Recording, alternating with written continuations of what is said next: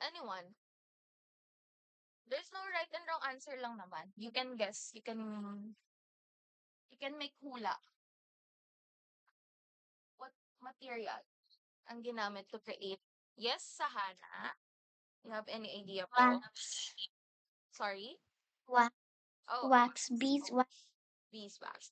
Okay, yes, you are correct. So basically, a crayon is made of wax. So it is a stick of pigmented wax used for writing or drawing. So for the colored pencil naman, it's just like your pen, I mean your regular pencil. But in your pencil, 'di ba, it was or the use or yung materials na ginamit is a lead or charcoal inside to create a black pigment. But in colored pencil, it is an art material made up of a narrow pigmented core encased in a wooden cylindrical case. So basically, it's just a pencil, like your pencil, but the pigment is not black, but a different colors. Okay?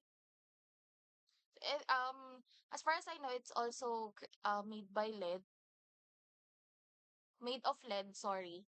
And then, ang pinakaiba lang is this one is pigmented or used or they call this, yeah, ginamitan siya ng ibang color. Dadaanan lang natin tong mga to, ito-touch base lang natin. And then we will proceed na sa on how to use or the tips for coloring with crayons. So with the color, okay, we will discuss the color pastel as well. So it is an art medium that consists of powdered pigment. It can exist in a variety of forms, including a stick, square, pebble, or a pan of color, though other forms are possible. So for color pastel, it's like a chalk. Have you seen a chalk or have you ever used a chalk? It's like a chalk, yes, but it is colored. So it is created or consists of powder. It actually looks like an oil pastel. Usually, it looks like a color oil pastel, but the difference is the oil pastel is made of oil, technically, and then while the color pastel is made of powder. But all of them are used for coloring. And next is the watercolor paint. So watercolor paint, it is a painting method in which the paints are made of pigment suspended in a water-based solution. Have you tried using a watercolor paint before? Diba? It's kind of messy because you have to Yes, use, okay. It's actually kind of messy because you have to use or to you have to dilute your brush or to use your brush and put it in a water before you dip it in the watercolor so it will be suspended or parang ma-activate siya. No, no, activate is not the right term, but it will be suspended. Para makuha yung pigment of the watercolor, you have to use a water. Actually, it's watercolor. It's actually usually made of like a powder pigment. So, need siya i-dilute or need siya lagyan ng water so it will be pigmented para makuha yung pigment niya. And then we have the acrylic paint. So for this one, it is a fast drying paint made up of pigment. Most acrylic paints are water-based but become water resistant when dry. So have you tried using acrylic paint po? Have you tried this one? Yeah, for this one, it's also messy one. So we usually use this to create like a scenery painting or yung medyo may texture na painting. Ito yung ginagamit natin. And also, yeah, it is a water-based as well. Some of my classmates were using acrylic paint kapag may mga booth kami for the background purposes. They will use acrylic paint to paint instead of watercolor since the color of acrylic paint is more pigmented compared to the watercolor. It's more solid color. It will create or will give us a solid color compared to the watercolor. And yes, it is a water-based, but once it dry down, it will become water resistant. So maganda siya pang paint sa mga cloth and also for portrait yeah, mga portrait, colored portrait. And also we have, yes. So since we're done na po with the different types of coloring materials, since we don't have to tackle it, more, we don't have to have a deeper explanation with these coloring materials, since our focus now is in crayon. So I will give you a tip on coloring or how to color using your crayons. So first is always color in a consistent direction. So for this one, later I'll show you a video on how you can do this. So kung mapapansin nyo, if you notice, if you use a crayon and you use it like, if you will color in different direction, pangit siya tignan, 'di ba? Parang ano, what do you call this? Hindi siya pantay-pantay yung pigment, 'di ba? Have you noticed that one? Na-notice niyo ba 'yon na kapag hindi siya pantay? I mean, hindi isang direction yung pag-color niya. Yeah, 'di ba? So, in crayons, we suggest that you will use it in a consistent direction. If you do it like pa-left lang lahat, or parang horizontal, vertical lang. Kasi it's a wax, so the tendency is kapag iba-iba ng direction, the tendency is parang nagko-cross-cross siya, parang nagiging cross-hatching siya instead na magkaroon ng even, hindi na i-even out yung color niya. Unlike kapag gumamit kayo ng oil pastel, you can smudge it kasi, or the watercolor, nag-aano kasi siya eh, nagdi-disperse siya eh, unlike dito sa wax, sa crayons, because it is made of wax. Yes, Hannah, you have question? Miss, I'm so sorry to interrupt, but do you mind if you could speak English because I'm not very Oh, fluent in oh, Tagalog? okay, sure. Sorry, because some of your classmates It's actually, okay. okay, yeah. So with this one, like what I've said, in crayons, we should color or use it in a consistent direction, because if you notice, usually if you will use it in different direction, the color is uneven, right? Most especially if you use different or inconsistent pressure, or if you like start with a light pressure, and then as you go along, you will use more pressure. So the tendency, some part is, excuse me, some part has an uneven color or darker, and then some part is lightest.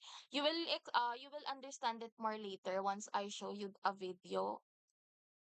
Okay, so that is the tip number one. For tip number two, okay, for tip number one, this one, I'll show you. As you can see in this one, in this painting or in this artwork, it has been, or the direction of the crayon is just one, and the apple is just vertical, right? And then with the grapes as well. So because it is easily get noticed if you will use the crayon in different direction, because of its material, which is wax. So tip number two, consistent pressure gives a uniform look. So like what I've said a while ago, pressure or applied pressure also matters when you're using a crayons, because the tendency, if you're going to use a light pressure at the start or at the beginning, it will just create a lighter shade, and then if you go as you go along, or until the very end, if you're using like more pressure, it will give you like a more vibrant color. So the tendency, it will give you not ununiform look. So it is important that you will use consistent pressure, so it will give you a uniform look. So this one, or just like this one, diba? As you can see, the color is even because the applied pressure is equal. Okay.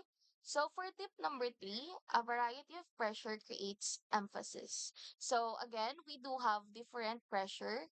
So this one, of course, we can assume that we can create darker color if we use more pressure. So right now, what I wanted to do is to try this one. I want you, for tip number one, what I want you to do is to draw a square, just a medium square, and then color it in a consistent direction. I want you to practice, and I want to see if you can follow, if you can understand how to color, to use crayon in a consistent direction. Okay? Once you're done, please utilize the hand raise button. Do you understood po? Do you understand? Sorry. Okay. Yes. How about you, Sahana? You have question po? No. Okay.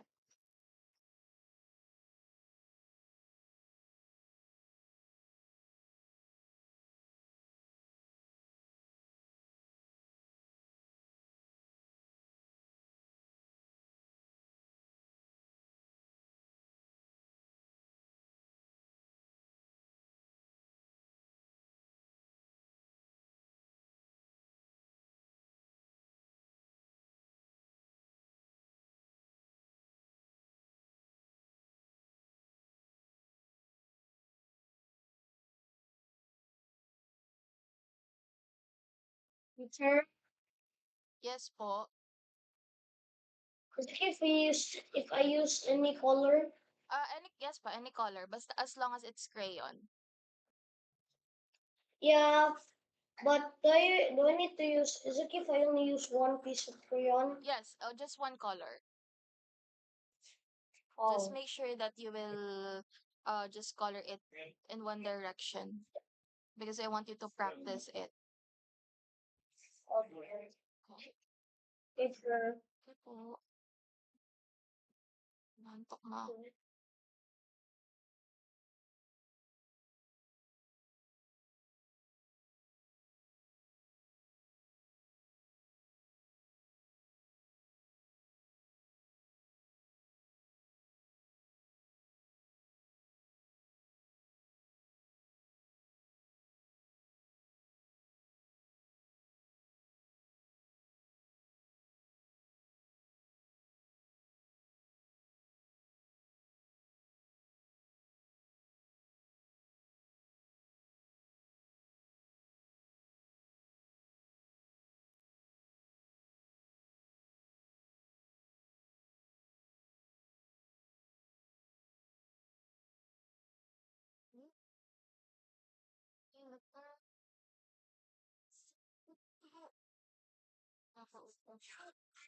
Nakaupo.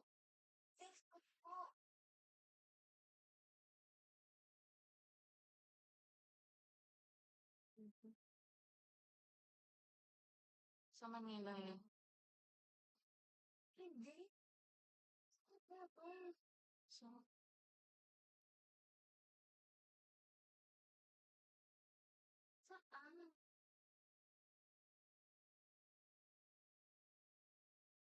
Hindi, grabe. Ganda.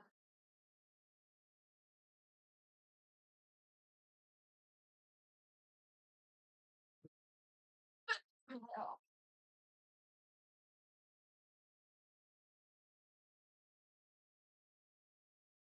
And grabe.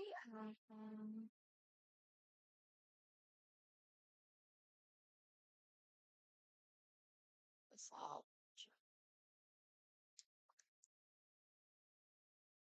of everyone. So for our next step, it will be the overlap colors to create blended loops. So as you can see in this one, oh, wait lang. I-hover ko lang yung mouse ko. This one, as you can see in this one, there's a different colors here. But as you can see, there's an overlap with the colors to create a blended loop. Because if you're just going to, if you're not, will not overlap it, it will just create like, ano ba siya? Paano ko ba siya i-explain? It will just create like a straight line or wait, I'll just show you na lang an example. This one. As you can see in this one, some parts of this drawing has an overlap or that colors that overlap. In this road, as you can see, there's a shade of yellow and brown, but you can see the endings of the color because it is overlap in each other. Nagigets? Can you understand me? Can you understand me po? Overlap colors to create a blended look. So, okay. So, and also for tip number 5, color outside the line sometimes. So, for more usually, some of our art teacher will tell you, do not cross the line. Diba? Just color inside the line because it will look good. But sometimes for more creative, to make it more look creative, you can also color outside the lines, just like this one, just like in this crown. Diba? Ito. Yan, diba? Also with this one, my kidneys and my bladder. Diba? It still look good. So right now, I'll show you a video. It's just a 2 minute uh it's just a 2 minute video. I think chinek ko siya. There's no audio here. But yeah, you just have to focus lang po. I'll just share my screen. Please let me know. Uh, Can you see my screen na po in YouTube? Yes po. Okay. Yes. There you go. There's no there's no audio.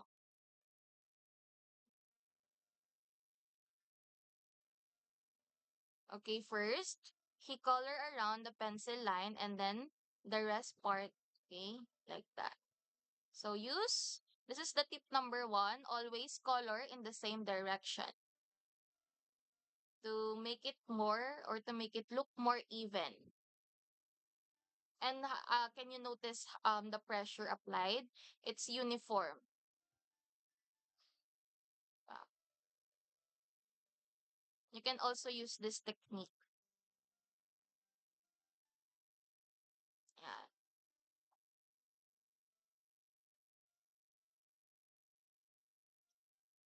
So and it shows here that it is wrong to color it in different direction because it's wax. So it can be easily noticeable if you will not color it in the same direction or in one direction po.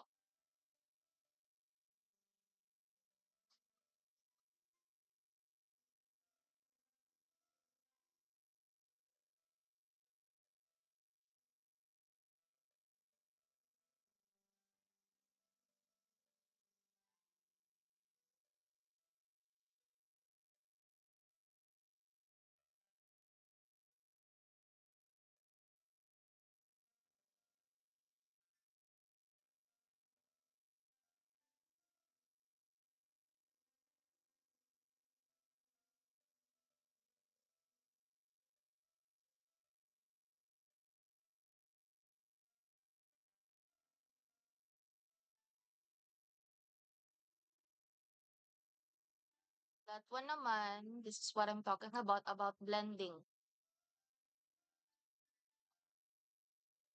It looks flat kapag walang blending. But in this one, in the right side, it looks like realistic and there's a dimension. Okay. Ah. Do you want to watch it again? You want to rewatch it? So what is ClickUp? ClickUp is an Wait a all-in-one. second.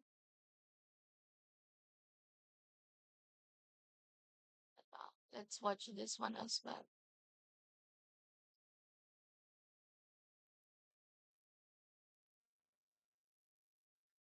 Again.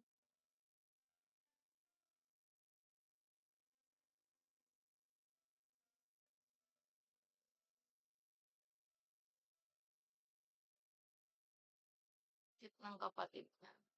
Sige. Meron dyan ng kanina klase, may pusa siya. O, pusa, ang cute ng pusa niyan, tawa. Sabi ko, bebe, ko, bebe, is that your cup? Yes, for picture. Yes, okay. May picture kami na nakakinas ka to. Kung dito niya. Bango. Talaga kapag ang bango. Hindi yan bonus. Tingnan pa yan. Paborito mo yung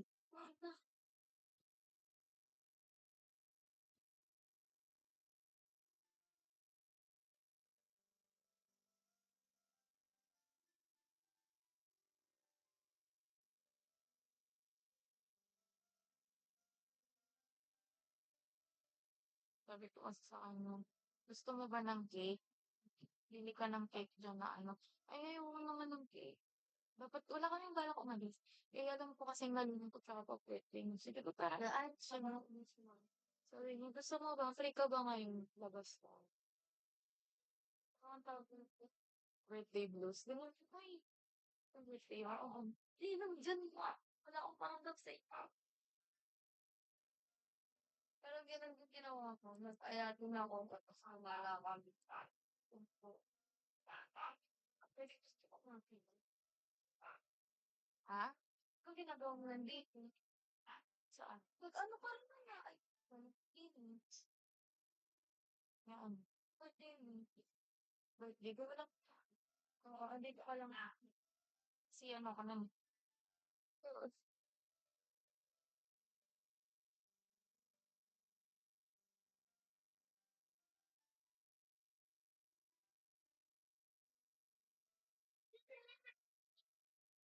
Tatapos na pala sila.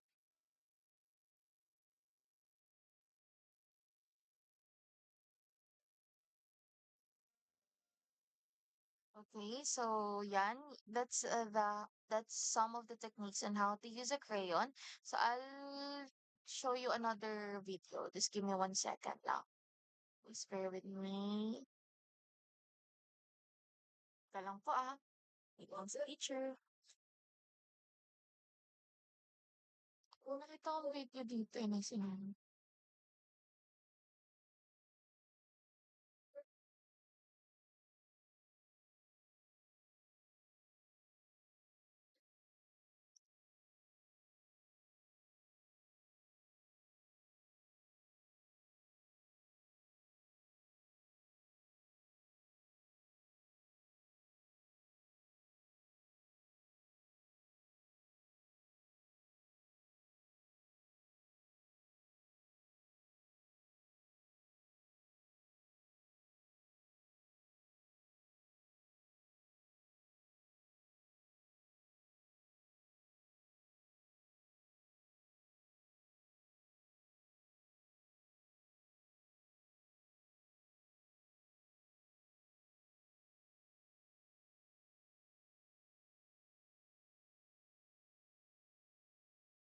I checked the video. It's actually too long. So I'll just send you the link on this one so you can watch it later. But for now, since it's already 4:50 p.m., I want you to take your 10-minute break muna para you can rest then. And then later on, we will continue our discussion. So before that, can you see my screen? I sorry, mali, mali, mali. Yes. Should be this. The full screen. So for now, I want you to take your break muna, 10-minute break, and then once you go back, we will have your activity. Okay? Mabilis lang dito ang activity. I will not take too much of your time today because I assume some of you are pagod from last week since you have class then for the whole week. So yeah, let's take a break muna. Let's be back at 5:01 p.m. Okay? You can turn off your cameras now.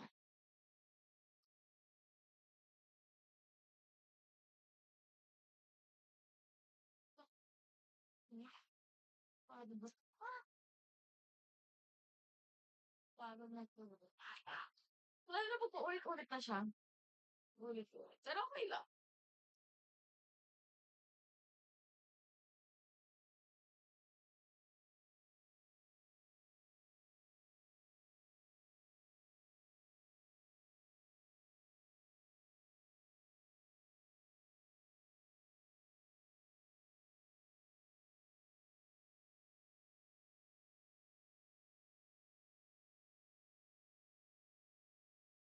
Um, Meta art art ba talaga ako? Hindi ko masasabi kung pakarat ka ba talaga o hindi. Ngunit maaari kong ibahagi sa iyo ang ilang mga senyales na maaaring magpahiwatig na ikaw ay pakarat. Gago!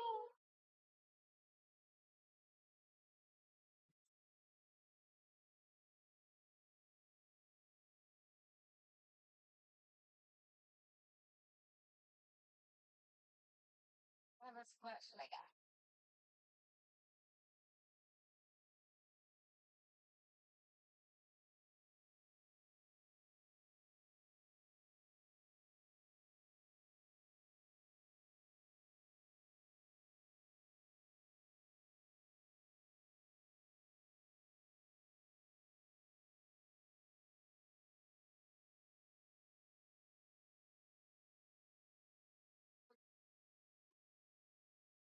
Sila bastos.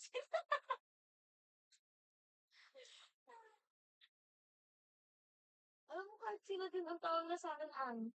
Pero Mariel talaga. Tama.